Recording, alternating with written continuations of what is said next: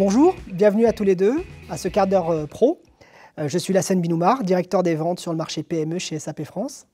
Je vous laisse vous présenter. Bonjour, Yannick Ansheim, directeur financier du groupe Lapart Fitness. On est un réseau d'une centaine de salles de sport, principalement présents dans la région Rhône-Alpes, autour de Saint-Étienne, un peu à Paris aussi. Et donc je suis ravi d'être ici avec vous pour discuter des SAP by Design. Bonjour, Pierre Guéguin, cofondateur, dirigeant d'Ubister, intégrateur de solutions de gestion en cloud et notamment de SAP Business by Design. Alors, je suis très heureux de vous recevoir. Comme vous l'avez évoqué, l'idée c'était de parler un petit peu de votre projet SAP, ERP Cloud, qui a été mis en place durant cette période assez particulière. Et du coup, c'est ma première question, c'est savoir aujourd'hui qu'est-ce qui a motivé effectivement le groupe Lapart Fitness à mettre en place un ERP Cloud dans une période aussi difficile. Déjà, avant la crise, il y avait un vrai besoin de changement de RP. Le groupe Lapart Fitness est un groupe qui a grossi très fortement ces 3 dernières années, puisque par acquisition, en mi-2018, le groupe a acquis un concurrent, ce qui l'a fait tripler de taille. Et donc du coup, le groupe Lapart Fitness est passé d'une petite PME à une grosse PME, voire une petite ETI. Et donc du coup, l'infrastructure finance derrière ne suivait plus. On était sur un ERP un peu désuet, qui était plus bien dimensionné pour notre groupe. Donc ça, c'était déjà avant la crise. Après, la crise est tombée, et donc du coup, il y a eu 2 choix. C'est un très mauvais moment pour les équipes pour travailler sur ce genre de projet, parce qu'elles sont très perturbées par la crise. Après cette crise-là, il y avait les mêmes besoins de mettre au propre la finance de la boîte. Et par ailleurs, on sait qu'en sortie de crise comme ça, il y allait avoir plein de raisons d'avoir un outil financier qui suit, parce qu'on vous demande plus d'informations financières, parce qu'il y aura des opportunités peut-être pour nous, pour grossir, pour croître. Et donc du coup, malgré la crise, malgré toute la perturbation que ça a entraîné sur les équipes, on a quand même décidé de foncer. Ça a été un choix relativement ambitieux. Est-ce que vous avez trouvé des opportunités finalement durant cette période ? Cette période va ouvrir des opportunités. La crise, c'est une crise sur notre secteur, c'est à démesurer l'impact que ça peut avoir. C'est extrêmement dur. On a un secteur qui est extrêmement touché. On a été fermé comme les restaurateurs pendant j'espère qu'une dizaine de mois maintenant, puisqu'on est censé ouvrir le 9 juin. Donc cette crise va laisser des traces. Le marché du fitness est un marché extrêmement jeune. Il y avait déjà une tendance à la concentration du marché, concentration qui va être fortement accélérée par les impacts de la crise.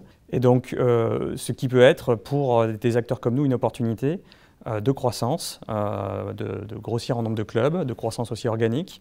Il y a aussi eu un gros zoom sur l'activité du fitness pendant cette crise, de la nécessité pour tout le monde de faire du sport pour augmenter nos défenses immunitaires et notre santé. Et donc du coup, la double combinaison de concentration du marché et de ce focus sur notre activité ouvre des opportunités pour nous. Et donc ça, plus ce que j'ai dit plus tôt, ça augmente notre besoin d'avoir un back-office financier qui tient la route. Alors il y a aujourd'hui des directeurs généraux, directeurs financiers tout comme vous, ou de DSI, qui se posent la question de mettre en place aujourd'hui un ERP Cloud, éventuellement même SAP Business by Design avec notre partenaire Ubister.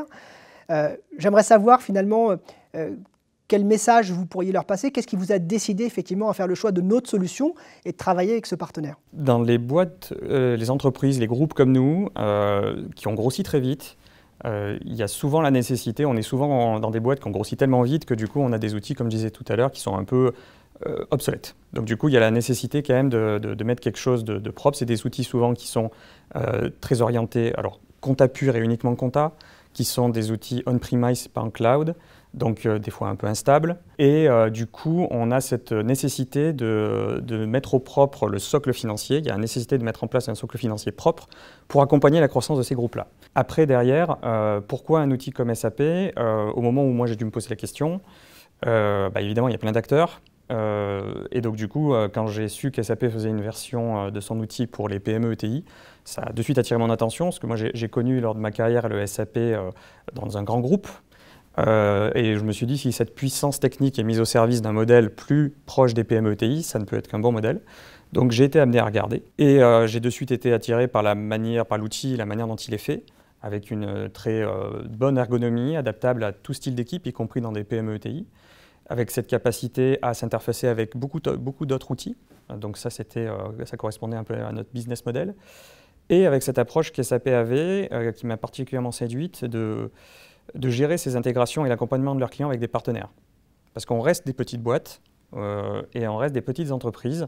On a besoin de proximité, on a besoin d'être accompagné par des gens qui sont à notre image. Et donc le modèle tripartite que SAP présente était plutôt attractif. Et donc c'est un peu ça qui m'a poussé à choisir la solution SAP ByD. À la fois la puissance technique de l'outil que je voyais au travers des démonstrations que j'ai eues, et à la fois ce modèle d'accompagnement qui me semblait bien correspondre. Et puis après, à côté de ça, il y a évidemment aussi le feeling qu'on peut avoir avec les intervenants qu'on rencontre. Vous avez anticipé ma question, mais je pense que c'est un point qui est relativement important. Ce que je comprends, c'est que ce modèle, effectivement, d'un intégrateur en proximité est un élément différenciateur important, qui a été un des facteurs clés du succès de votre projet. Quels sont les autres facteurs clés, finalement, de succès du projet que vous avez mis en place ? Donc la proximité de l'intégrateur en est un, la réactivité de ces mêmes acteurs lors de l'intégration en est un autre. Évidemment, la réussite d'un tel projet repose sur des équipes solides des deux côtés. Donc j'ai de la chance d'avoir une équipe qui a été et qui est toujours très solide et qui du coup a su accompagner le projet avec succès. Et puis du coup, il y a eu une très bonne relation avec les équipes de chez Ubister, avec lesquelles ça s'est extrêmement bien passé. Et c'est ce que j'avais peur de ne pas avoir avec d'autres outils, puisque du coup les concurrents n'étaient pas forcément sur les mêmes modèles d'intégration. Vous étiez parfois accompagné directement par le porteur de la solution, et qui peut être parfois d'une taille complètement différente de nous, et on avait peur de se retrouver face à des interlocuteurs peu présents, peu réactifs, et dans un contexte de crise Covid, dans une PME ETI comme on est, on a besoin de réactivité, on a besoin d'aller vite. Et du coup, c'est on a été ravis sur ce point-là. Pierre, toi qui as fait de nombreux déploiements SAP et qui est notre partenaire phare sur ByDesign, partages-tu le même avis ou as-tu des éléments à compléter sur les facteurs clés ? Tout à fait.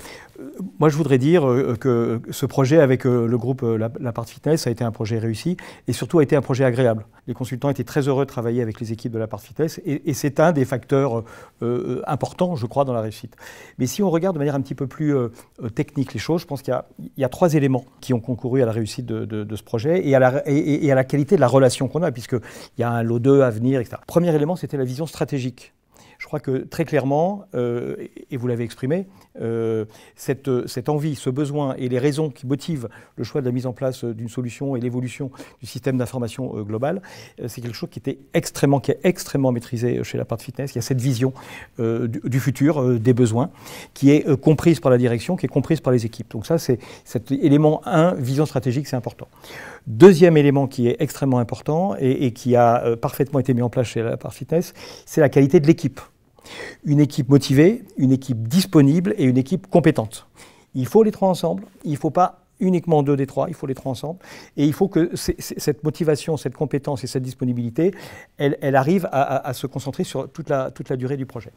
Et ça a fait qu'effectivement, il y a eu pour nos équipes qui elles aussi ont de la compétence, de la motivation et de la disponibilité, il y a eu une sorte de symbiose. Ce sont des projets en coproduction. C'est pas la réussite de l'un ou de l'autre, c'est la réussite des deux, c'est une réussite. Et le troisième élément qui me paraît extrêmement important, c'est toute la gouvernance de projet. Je crois qu'il faut être très clair. Un projet ERP, c'est un projet complexe.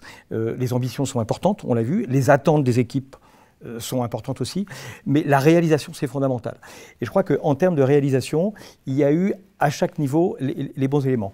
Au niveau de la direction de La Part Fitness, une capacité à tout le temps orienter les équipes dans la bonne direction.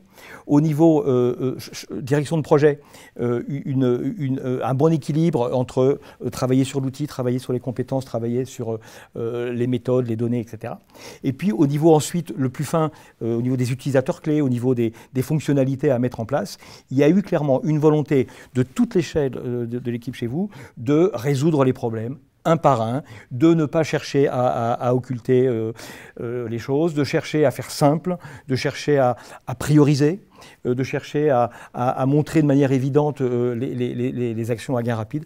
Et tout ça a fait que le projet s'est avancé de manière solide, structurée, et puis pour un résultat qui est plutôt satisfaisant, je crois. Alors c'est une très belle transition. Vous avez parlé d'un socle financier solide qui va vous permettre de couvrir vos processus métiers et puis d'intégrer des nouvelles sociétés que vous allez pouvoir acquérir, en tout cas dans le futur, on vous le souhaite dans votre développement. Quels sont les nouveaux chantiers, quels sont les chantiers à venir ? Oui, il y en a beaucoup. Donc, outre la croissance que vous venez de citer, on est un business model en plein changement. La crise a mis en évidence des nouvelles manières de consommer le sport. Il y a une volonté de la clientèle de le consommer à la fois en salle comme avant, à la fois à distance de chez soi, peut-être plus tard à l'extérieur aussi.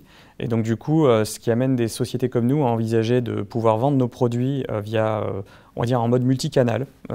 Et du coup, derrière, ça nécessite d'avoir toute l'infrastructure de pilotage de notre clientèle et aussi de pilotage financier qui va bien et qui suit ce modèle-là. Et donc du coup, la prochaine étape, maintenant qu'on a ce socle qui est propre, qui est fonctionnel, c'est de développer ces nouveaux canaux de vente, ces nouveaux outils, et de pouvoir derrière les interfacer avec notre back-office financier qui est maintenant à même de suivre tout ça. Merci à tous les deux d'avoir partagé cette belle expérience. Merci. Beaucoup.